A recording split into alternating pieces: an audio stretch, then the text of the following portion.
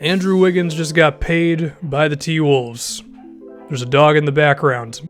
So Wiggins, there was a max contract from the T-Wolves, and given where we are in today's NBA now, where guys either get overpaid or they go somewhere else in free agency, I mean, it kind of makes sense. But the question is Wiggins actually worth the amount of money that Minnesota's giving him right now? Well, they're definitely banking on potential. Because the dude's, 23 years old or something like that. He just finished his third NBA season.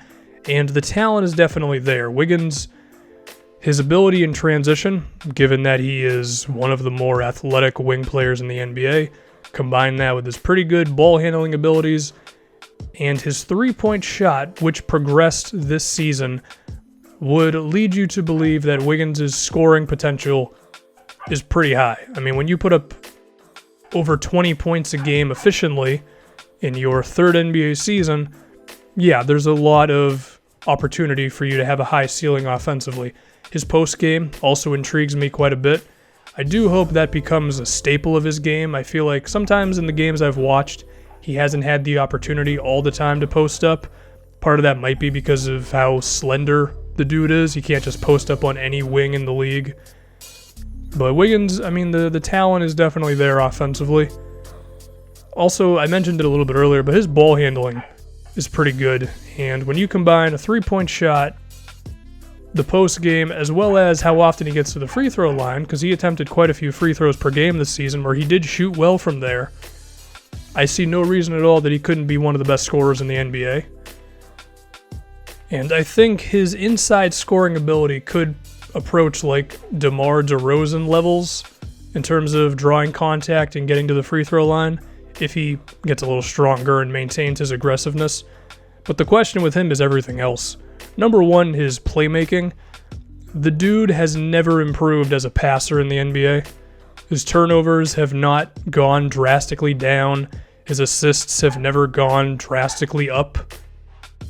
And it's a little puzzling when you look at how good of a ball handler and a creator he is, and how he's had times where he's been in the pick and roll and he's been successful and he's been able to beat guys off the dribble and he can have the ball in his hands in transition. It is a little weird how he has only averaged about 2 assists a game through 3 NBA seasons. You got to be able to make your teammates better, man. But also, defensively, Wiggins, he's been flat out disappointing.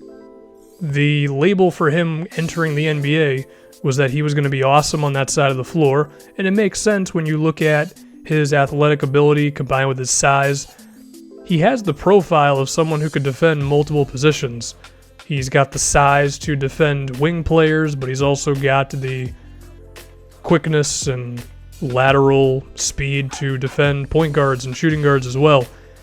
And he just really hasn't been that good. And it's really weird when you just look at his frame and his physical gifts. Is it just effort? I mean, part of it is his mental game defensively is not all the way there. Like, there are times with the T-Wolves where he would just not know what his assignment was, or he was a step slow, or wouldn't get around a screen fast enough. Some of these things make me think it's just effort, or it's focus. And if Tom Thibodeau is his head coach, I would hope that he could correct those things. Jimmy Butler also being there now should help Wiggins out. That's kind of the big question with Wiggins, because you look at what he can do physically and you're like, shouldn't you be blocking shots and then going down the other way to dunk on someone's head in transition? There's also the rebounding. He should be averaging 7 or 8 rebounds a game, given how high in the air the dude gets and what his size is. What is he, 6'7", Andrew Wiggins? He might be taller than that. And if he grabbed more rebounds, then that could allow him to get out in transition, which could help him in terms of getting down the floor and creating offense for other guys, or just beating his dude off the dribble when he's backpedaling. And that's all the questions with Wiggins. It's how much does he really want to be a great all-around basketball player? Is he just concerned with scoring, or is he more concerned with rebounding and passing and playing defense? I would also love for him to get a little stronger, because then I think his post-game could be more effective. Because, I mean, if you go back to his rookie season, some of the highlights he had with low post moves and up and unders and spin moves and some turnaround jumpers. He looked way more polished than you should be for a rookie in the low post, so hopefully he can build on that and get stronger. I mentioned Jimmy Butler. It's going to be interesting to see how Wiggins acclimates himself into that, because Butler is going to have the ball in his hands a lot, and Karl Anthony Towns could be the number one option. It'll be between him and Butler. I think they're scoring, if I'm not mistaken, Butler averaged like 2 more points a game than Towns, so you have to assume the pecking order is those two, and then Wiggins might be all the way at number 3. Is Wiggins going to be able to deal with that? Is he going to be the off-ball player, the cutter? Is he just going to be able to find a way to make an impact on the game if he's not the one with the ball in his hands all the time? It's going to be interesting. The potential's definitely there, but he's going to have to build on it.